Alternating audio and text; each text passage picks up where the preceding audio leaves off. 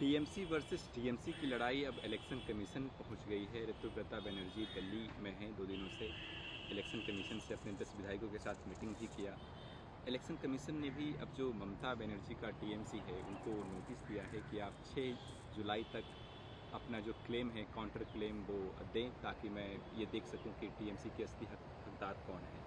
कैसे देखते हैं? देखिए, ये तो होना ही था, ये तो चल रहा है जब से पाला बदल हुआ है बंगाल में, तब से चल रहा है।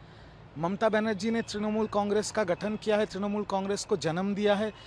एक तरफ ये सच्चाई है और दूसरा तरफ का सच्चाई ये भी है कि इलेक्टोरल पॉलिटिक्स में संख्या सर्वोपरि होता है और संख्या के हिसाब से सारा संख्या अभी ऋतुव्रत बनर्जी जी के साथ है। विधायक 80 विधायक में से 60-65 विधायक उनके साथ है और जितने काउंसिलर्स हैं, कॉर्पोरेटर्स हैं, उनके भी 80% लोग उनके साथ है।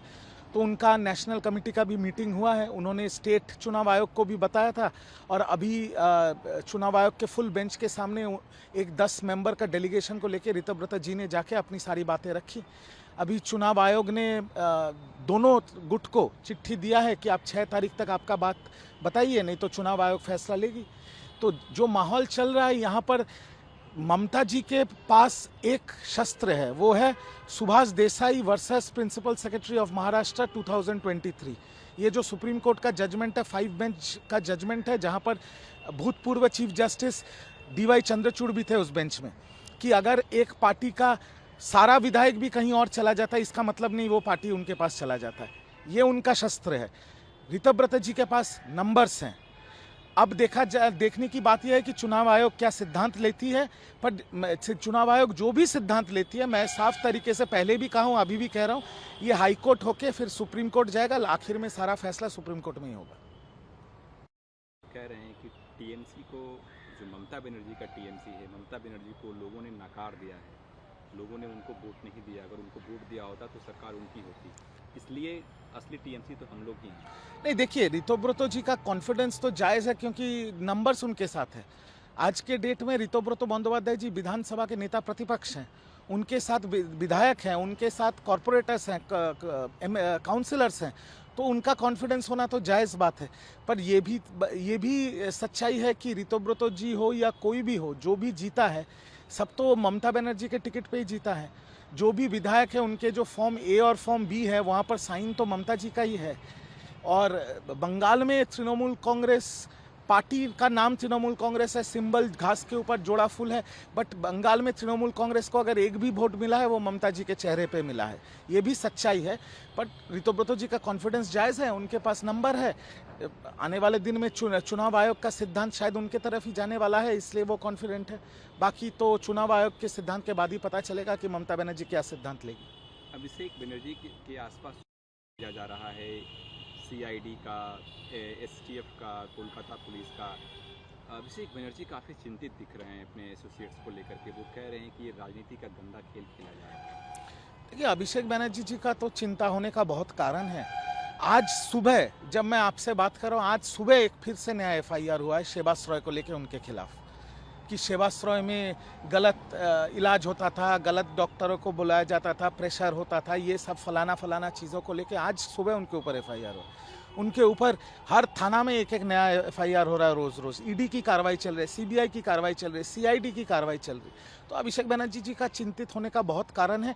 और जब एक कार्रवाई उनके ऊपर चलेगा तो उनके ऑफिस में जो काम करते हैं, अगर मालिक के ऊपर कार्रवाई चलेगा तो ये तो साफ सी बात है कि कार्रवाई के हित में जो एजेंसी कार्रवाई कर रही है, वो उनके ऑफिस के लोगों को बुलाएंगे, उनसे बात करेंगे, उनसे पूछेंगे, उनको कार्रवाई में लेके आएंगे। ये तो कानून की तरह चल रहा है और ये तो कार्रवाई का हिस्सा है।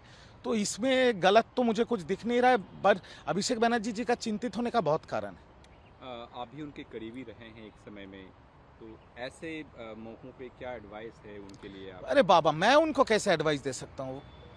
युवराज हैं वो, मेरा हिम्मत है उनको एडवाइस देने का? उनको एडवाइस देने का हिम्मत कोई विधायक सांसद को भी था? आज देखिए ना, 6 टाइम के सांसद, 4 टाइम के विधायक, सुदीप बंदोपाध्याय जी, वो क्या बोल रहे हैं? ऋतुव्रत बंदोपाध्याय एक्स MP, आज के डेट में नेता प्रतिपक्ष, वो क्या बोल रहे हैं? 80 में से 65 विधायक क्या बोल रहे हैं? वो युवराज हैं, मालिक हैं वो। अरे बाप रे, उनको मैं एडवाइस दूंगा? आज जब तृणमूल के कर्मी मार खा रहे हैं, तृणमूल के कर्मियों के ऊपर अंडे बरसाए जा रहे हैं, जब तृणमूल के हर स्तर के कर्मियां अरेस्ट हो रहे हैं, आज भी वो चार्टर्ड फ्लाइट में दिल्ली जा रहे हैं मीटिंग करने, तो उनको एडवाइस देने का हिम्मत मेरा नहीं है, किसी का नहीं है। वो बहुत बड़े आदमी हैं।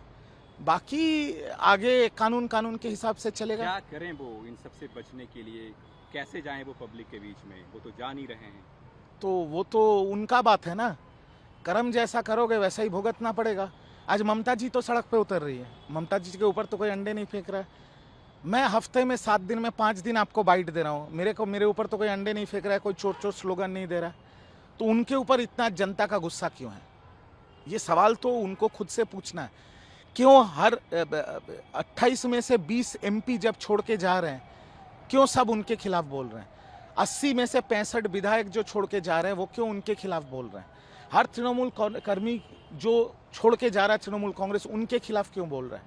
तो ये सवाल तो उनको खुद को पूछना चाहिए कि उन्होंने ऐसा क्या किया कि सारा गुस्सा पब्लिक का और पार्टी का भी गुस्सा, सारा सबका गुस्सा उनके ऊपर है। आज ममता बनर्जी जी के साथ जो खड़े हैं, कुणाल घोष जी, वो तो ममता जी के साथ डट के खड़े हुए हैं। वो भी जब प्रेस कॉन्फ्रेंस कर रहे हैं, आप लोग तो जाते हैं विधानसभा में, उनका जवाब भी तो आप सुन रहे हैं। तो अभिषेक बनर्जी जी को खुद से पूछना है कि उन्होंने क्या किया है, कैसे किया है, जिसके वजह से जन आक्रोश उनके ऊपर आ रहा है और पार्टी में भी सब उनके खिलाफ बोल रहे हैं। बंगाल की महिलाएं सुरक्षा बुलेट पे वो कहीं ना कहीं सड़कों पे उतरेंगी और महिलाओं को सुरक्षित रखेंगी। ये कितना बड़ा कदम है? महिलाएं कितनी सुरक्षित हो जाएंगी इससे बंगाल? नहीं, मैं तो स्वागत करूंगा इसका। जो इस दुर्गा वाहिनी का जो विपक्ष में बात करेगा, उसको राजनीति में ही नहीं रहना चाहिए। आज कलकत्ता का और बंगाल का सर झुक गया था, सिर्फ देश के सामने नहीं, विश्व के सामने, जब आरजीकर जैसा कांड हुआ था। तो आज नई सरकार आई है, नया मुख्यमंत्री बना है, और नया मुख्यमंत्री और नई सरकार अगर दुर्गा वाहिनी बनाती है, जहां पर फीमेल पुलिस ऑफिसर्स, महिला पुलिस ऑफिसर्स वो सड़क पे रहेंगी महिलाओं के सुरक्षा के लिए, तो इससे अच्छा चीज़ क्या हो सकता है? हम तो, हमारे सबके घर में बहू बेटियां हैं। हम तो चाहते हैं कि बंगाल में और कलकत्ता की नारी सबसे ज़्यादा सुरक्षित हो। वैसे भी Calcutta is the safest city in this country. NCRB ने 3 साल कंटिन्यूअस 3 साल कलकत्ता को देश का सबसे सेफेस्ट सिटी बोला है। हम चाहते हैं कि आगे वही बना रहे, हमारे घर की माँ बेटी सुरक्षित रहे, बंगाल की औरतें सुरक्षित रहे, और उसके लिए सरकार और मुख्यमंत्री जो काम कर रही है उसको मैं सैल्यूट करता हूँ, स्वागत करता हूँ। 2 महीना सरकार को होने को है, जो फैसला उनका शुभेंदु अधिकारी, फिलहाल तो सब अच्छा हो रहा है, विपक्ष में बोलने का कोई जगह नहीं है।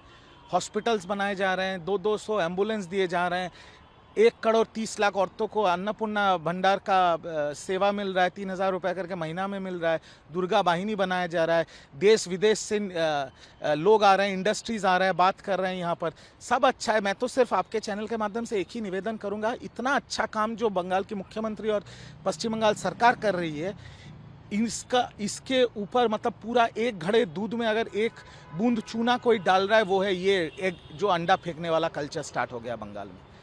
ये बंगाल की संस्कृति नहीं है। मुख्यमंत्री भी इसका विरोध कर रहे हैं, भाजपा के अध्यक्ष शमीक भट्टाचार्य जी ने भी इसका विरोध किया, और सबसे बड़ा महत्वपूर्ण चीज़ हाईकोर्ट ने भी बोला है कि ये नहीं हो सकता, और बंगाल डीजीपी से उन्होंने एसओपी मांगा है। तो ये चल नहीं सकता, क्योंकि ये बंगाल की संस्कृति नहीं है। ये एक चीज़ अगर बंद हो जाए, तो जिस तरह से मुख्यमंत्री बैटिंग कर रहे हैं, जिस तरीके से पश्चिम बंगाल सरकार बैटिंग कर रहा है, सच में लगता है 6 महीने में बंगाल लंदन बन जाएगा। सिर्फ ये एक ही चीज़ है, ये अंडा फेंकने वाला कल्चर कौन कर रहा है, कौन लोग कर रहा है, इसके वजह से बंगाल का नाम खच्चा भी खराब हो रहा है। कह रहे हैं कि टीएमसी के ही लोग अब अपने नेताओं पे, अरे अगर टीएमसी के लोग ही कर रहे हैं, तो मैं समीक दास से भी निवेदन करूंगा और माननीय मुख्यमंत्री शुभेंदु जी से भी निवेदन करूंगा, ये लोग तो टीएमसी के लोग हैं, इनको गिरफ्तार करवाइए जो अंडे फेंक रहे हैं। तभी दूध का दूध, पानी का पानी हो जाएगा, बात खत्म ही हो जाएगा ना। जो अंडे फेंक रहा है, जिसके वजह से सरकार इतना अच्छा काम कर रहा है, वो सब ढक जा रहा है, जिसके वजह से बंगाल का एक तरफ जब बंगाल की सरकार बंगाल का छवि बदलना चाह रहा है, यहाँ पर आपका इन्वेस्टमेंट लाने की कोशिश कर रहा है, कलकत्ता को लंदन बनाने की कोशिश कर रहा है, वहाँ पर भाजपा के अध्यक्ष के जो उन्होंने बोला है उसका हिसाब से ही मैं बोल रहा हूँ कि तृणमूल के पुराने लोग जो अंडे फेंक रहे हैं, वो तो बंगाल की छवि खराब कर रहे हैं, वो तो बंगाल सरकार और मुख्यमंत्री की छवि खराब कर रहे हैं। अरेस्ट करो इनको, सबको अरेस्ट करो, सबको जेल में डालो। बंगाल की छवि खराब हो रही है इसकी वजह से। ठीक है, थैंक यू। Thank you.